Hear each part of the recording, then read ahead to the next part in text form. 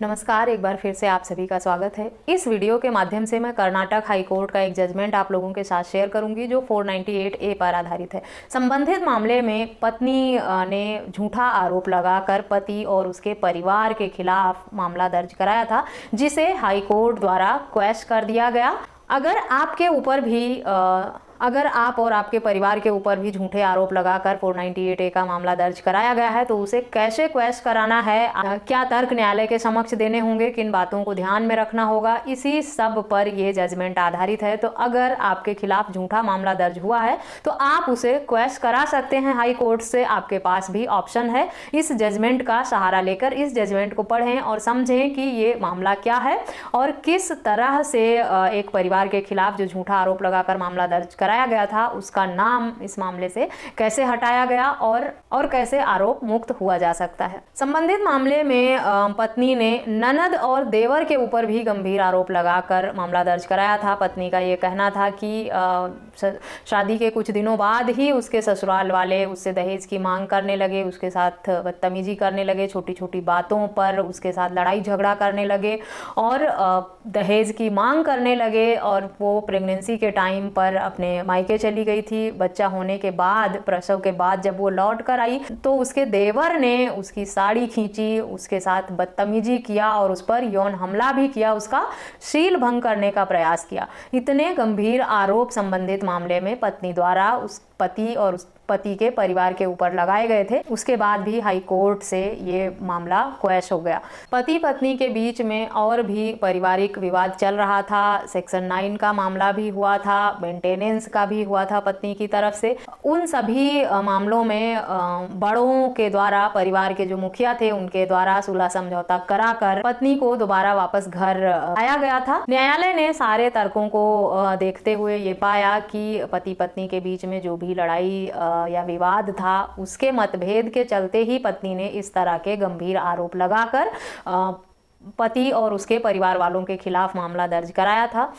जब पत्नी वापस चली गई है, उनके बीच में समझौता हो गया है और वो अपने पति के साथ वापस रहना चाहती हैं। उनके बीच में घर बसाने का, सुलह समझौता होने का पूरा चांस है और सिर्फ एक आपसी मतभेद की वजह से पूरे परिवार का नाम 498A जैसे गंभीर आरोप में लगाकर उनके खिलाफ मामला दर्ज कराया गया था। न्यायालय ने यह पाया कि पत्नी ने सिर्फ न्यायिक प्रक्रिया का दुरुपयोग करके अपने ससुराल पक्ष के लोगों को फंसाया था, जो कि रद्द करने योग्य है। इसीलिए न्यायालय द्वारा 498A का मामला रद्द कर दिया गया। 498A का मामला जो है वो अधिकतर मामलों में झूठा ही पाया जाता है। पति पत्नी के बीच में जब विवाद होता है तो वो एक दूसरे को, तो वो पूरे परिवार को परेशान करने के लिए पत्नियों के पास 498A का मामला एक हथियार की तरह काम करता है, जिसे न्यायालय भी अब अच्छी तरह से समझ चुका है।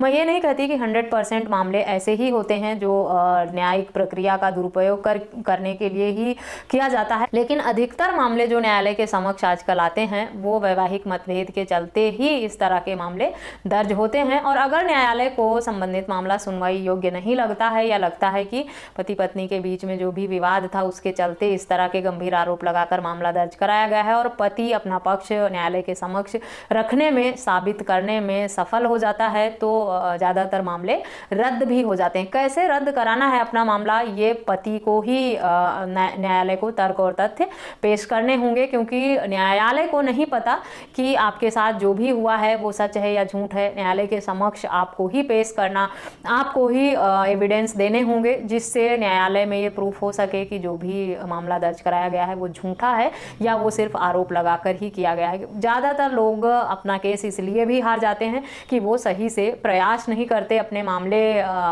को जीतने के लिए। ज़्यादातर मामले में ये देखने में आया है कि जैसे ही 498 DV एक्ट जैसे मामले पति और उसके परिवार के सामने आते हैं, वो लोग डर के भाग जाते हैं, घबरा जाते हैं, परेशान होते हैं, नोटिस रिसीव नहीं करते, कहीं और चले जाते हैं घर छोड़कर रहने के लिए। तो ये सब आपकी समस्याओं से बचने के लिए नहीं है। अगर आप ऐसा करते हैं तो आप अपनी प्रॉब्लम्स को और बढ़ा लेंगे और आप बहुत ही ज़्यादा उलझ जाएंगे इस मामले में।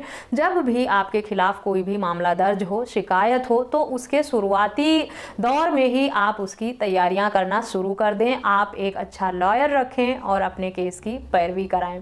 आपके खिलाफ क्या मामला दर्ज हुआ है, उसका जो कंप्लेंट है उसकी कॉपी लें और देखें कि जो भी मामले आपके खिलाफ दर्ज हुए हैं उसमें सच्चाई कितनी है। अगर सिर्फ झूठा आरोप लगाकर ही मामला दर्ज हुआ है तो आपकी पत्नी न्यायालय के समक्ष ये साबित नहीं कर पाएगी, ना उसके पास कोई प्रूफ होगा, और बिना सबूतों के न्यायालय फैसला नहीं करता है। पति हो या पत्नी, दोनों किसी पर भी अगर आरोप लगाते हैं या कोई भी मामला हो, अगर आप किसी पर आरोप लगाते हैं तो आपको उस बात को साबित करने के लिए न्यायालय के समक्ष कुछ साक्ष्य भी देने होते हैं, जिसके आधार पर ही बिना प्रूफ के न्यायालय फैसला नहीं करता है। प्रूफ आपको ही करना पड़ेगा।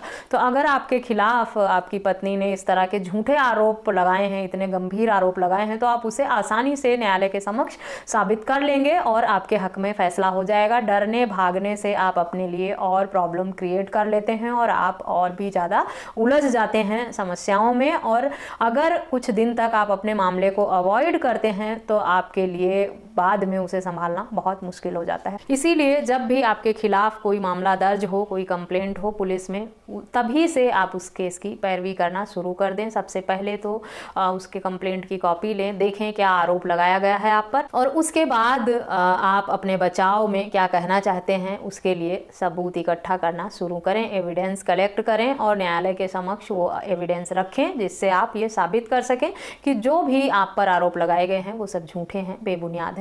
अगर आप ये कर ले जाते हैं तो फैसला आपके हक में ही होगा और आप निर्दोष साबित हो जाएंगे। किसी के आरोप लगा देने से कोई गुनहगार नहीं हो जाता। आए दिन सुप्रीम कोर्ट और हाई कोर्ट के जो जजमेंट इस तरह के आते हैं, उनसे ये साबित होता है कि कहीं ना कहीं अगर आपके अगेंस्ट फैसला जाता है बेगुनाह होते हुए भी, तो आप फेल होते हैं अपने आप को न्यायालय में प्रूफ करने में। ऐसे में कानून को दोष देना ठीक नहीं। अगर आप खुद ही अपने केस की सही से पैरवी नहीं कर पाते हैं तो आप न्यायालय को गलत या कानून को गलत नहीं कह सकते हैं। ये जजमेंट बहुत ही यूजफुल है उन लोगों के लिए जिनके खिलाफ झूठा मामला दर्ज कराया जाता है। किस तरह से इस मामले में पति पत्नी के बीच जो पारिवारिक विवाद था उसमें समझौता होने के बाद न्यायालय ने जो 498A का मामला था उसे भी रद्द कर दिया। तो इस जजमेंट का फायदा उठाकर पति पत्नी के बीच जो भी विवाद था, मामले चल रहे थे, अगर वो सुलह समझौता में आ गए हैं तो उसी आधार पर आप 498A जैसे गंभीर मामले को भी रद्द करवा सकते हैं, क्योंकि जब दोनों के बीच में विवाद था, खत्म हो गया और सिर्फ न्यायिक प्रक्रिया का, कानून का दुरुपयोग करने के लिए उस पत्नी द्वारा ये सारे आरोप लगाए गए थे, तो वो मामला क्लोज भी हो जाता है, क्योंकि पत्नी के पास कोई प्रूफ नहीं रहता है अपना पक्ष न्यायालय के सामने साबित करने के लिए। आशा करती हूँ ये जजमेंट आप लोगों के लिए यूजफुल होगा। अगर आपके परिवार के खिलाफ 498 का झूठा आरोप लगा है तो आप इस जजमेंट का फायदा उठाकर अपने हक में फैसला ले सकते हैं, अपने परिवार का नाम हटा सकते हैं। अगर आप पति पत्नी के बीच में सुलह समझौता हो गया है तो 498A का मामला जो है वो रद्द भी करा सकते हैं।